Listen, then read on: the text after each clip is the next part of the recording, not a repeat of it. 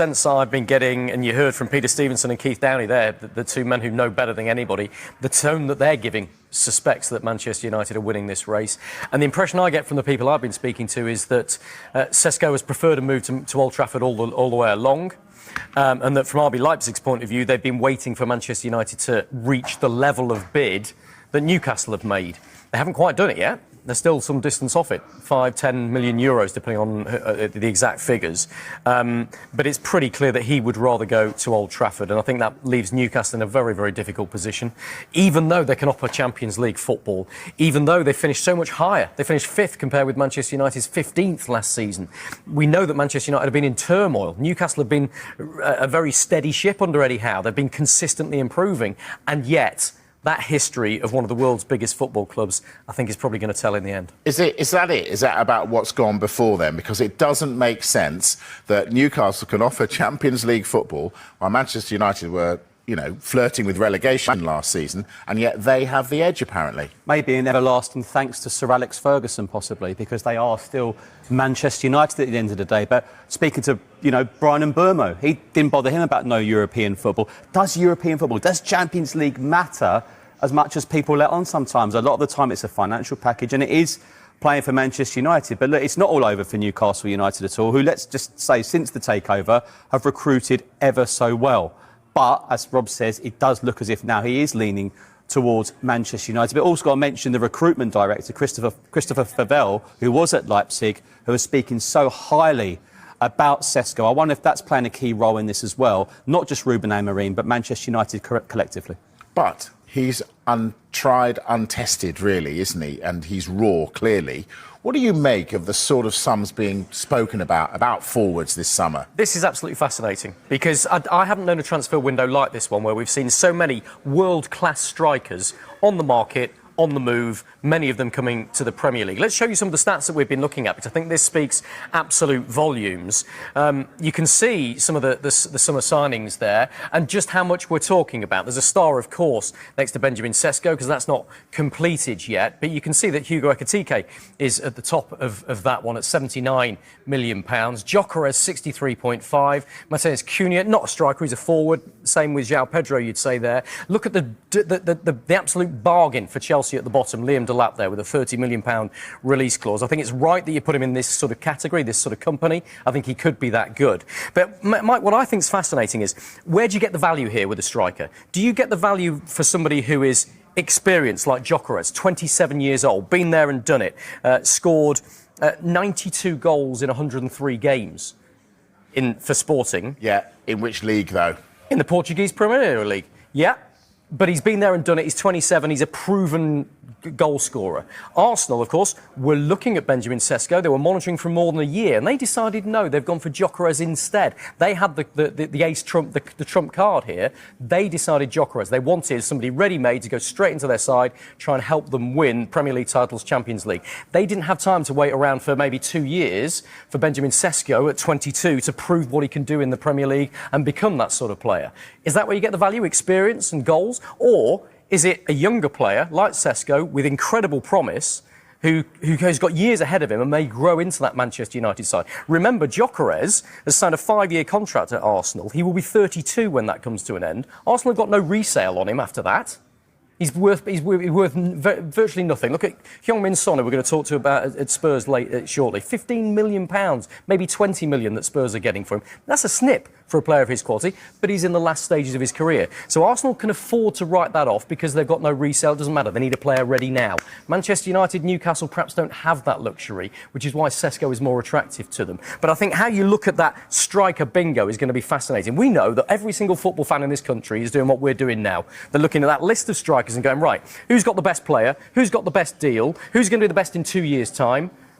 It's a fascinating debate, and it's going to go on between Newcastle and Manchester United. Where's the value then in this list? Well, if we've got the opportunity to see his record at Leipzig over the last couple of seasons, look, we could debate all day long what's the bigger and better league, Bundesliga or the Portuguese league. I love watching the Bundesliga a bit. Then you've got a lot of German experts. I was listening to Kevin Hatchard earlier. He said the real winners could actually be Leipzig, because they're getting a lot of money for a very good player, but as Rob's mentioned, a 22-year-old. The Premier League is tough. But I'll go back to Christopher Vavell, the Manchester United. He said in the Bundesliga website, extremely quick, great jump, strong in the air, and despite his height, he's very mobile and technically strong. So maybe paying a little bit over the odds, but if Manchester United can get out the players they want, we know the players who aren't wanted, and I'm sure that might go down possibly to deadline day. But this is a new-look Manchester United, and if they do get him, it's a new-look front three. And also, Sesko, by the way, if you look at the goals he scored in that Premier League, they're outside the box, they're inside the box. He scores every sort of goal. So I think that's what Newcastle and Manchester United are looking at, huge potential. And that's worth paying a lot of money for, because we know strikers come at a premium. Michael just said there, we know the players that Manchester United want to offload. Has Rasmus Højlund joined that list? Yes. Well, I think he does if Manchester United complete a deal for Sesko. And that's because Manchester United are not the Manchester United of old when it comes to the finances. They can't just afford to scoop up every bit of talent in European football and play them. We know finances are tight, and we know that if they complete this Sesko deal, they'll have spent £214.4 million already in this transfer window. They have to start offsetting some of that cost. Rasmus Højlund, they might get £35 million for, only half what they paid for him 2 years ago today, by the way, which speaks a lot about the business Manchester United have done in the last couple of years. But I think they have to start offloading players. I'd expect Garnacho to go if they can get decent money for him as well. We've heard about them being prepared to accept offers for Kobbie Mainoo and some players that are really part of Ruben Amorim's, first choice 11. Such is the state of their finances. So if they're spending £214.4 million and they do get Sesko, I think they'll look to try and move Højlund on. But isn't Sesko in the same sort of situation that Hojlund was in 2 years ago today? Aren't they similar, like raw, untried, untested, as I said? And it didn't work. It didn't work with Hojlund, let's be honest. And if you look at the figures involved, Mike, they're almost exactly the same. There's a parallel between Hojlund and Sesko here. If you look at what happened with Hojlund when he was signed a few years ago, he was £1 million cheaper than Manchester United have bid for Sesko now. The add-ons were £1 million cheaper than they were for Højlund as well. It is almost exactly parallel between the two players. Højlund was 20 years old when he moved, Sesko's 22. Both still very raw talents, is the way Manchester United are looking at it.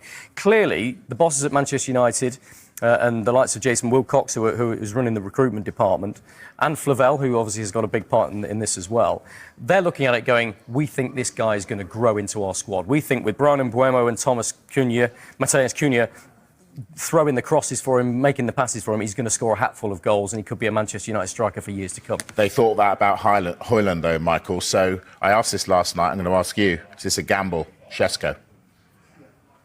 With the fee involved, yes.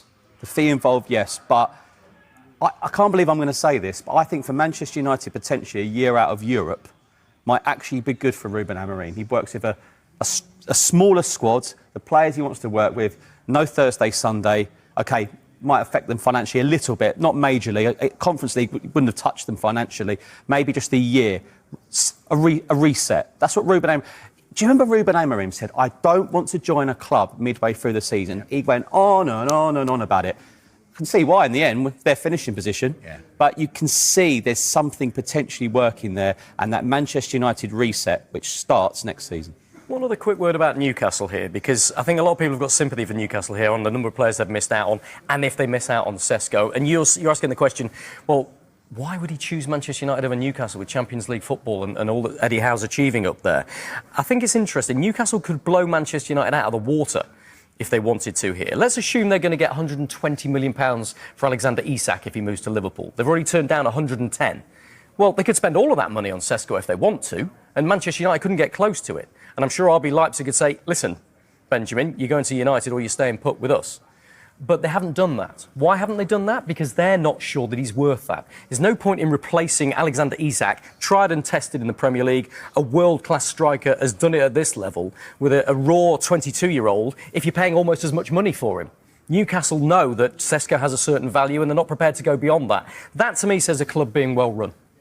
I say Sesko does go to Manchester United, Rob. Does that mean Rasmus Højlund needs to pack his bags and go?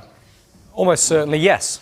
Because for a couple of reasons, Mike. I mean, the first point is that Manchester United are not flush for cash, and so if they spend all that sort of money on Benjamin Sesko, you're talking £74 million in total, that package. Can they afford to keep another player of his quality as his understudy? And by the way, there's a real parallel here, because Højlund signed for Manchester United 2 years ago to this very day. And the deal was almost exactly the same, £64 million plus £8 million in add-ons. For Sesko, we're talking about £65 million with £9 million in add-ons. And what Manchester United were buying then, they thought, was potential. A 20-year-old striker who hasn't quite lived up to that potential. They think Sesko is more of the finished article. He's not the finished article that Gyökeres is at Arsenal, by the way, for a similar amount of money, who's 5 years his senior. But they believe they're buying real potential that they think can replace and improve what they've had in Rasmus Højlund. So I'd expect Manchester United to try and sell Højlund, yes, £30 to £35 million. They'd take a big hit, maybe half of what they paid for him 2 years ago. But the question mark always for Manchester United and every other big Premier League club is, who's got the money to pay his wages? Højlund's not going to leave for a pay cut. Which of the clubs across Europe have got the sort of money that are prepared to pay Rasmus Højlund the wages he's on at Manchester United? Do any of those need a striker? So it's not as easy as you think just to say, yeah, we'll ship him out. But it's pretty clear that Manchester United, having spent, if this deal gets through, £214.4 million already in this window, they've got to start recouping some of that. First league game of the season, Manchester United against Arsenal. Could it be Sesko lining up against Gyökeres? We'll see. We will indeed. All right. Manchester United have submitted a bid of £75 million plus £10 million in add-ons for RB Leipzig striker Benjamin Sesko. The offer reflects Manchester United's valuation of the player, and the club's belief is he wants to move to Old Trafford. Leipzig are yet to respond to the Premier League club's proposal. Manchester United were prioritising a move for the 22-year-old forward if they were to sign another striker this summer and had made informal contact with the Bundesliga club. Manchester United's offer comes after The Athletic reported on Monday that Newcastle United had submitted an improved bid for the striker.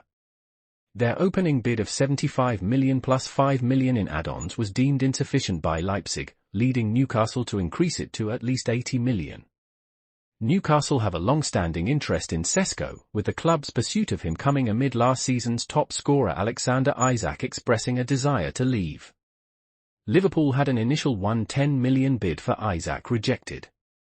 Manchester United have already strengthened in forward areas this summer with the additions of Matheus Cunha from Wolverhampton Wanderers and Brian Buemo from Brentford.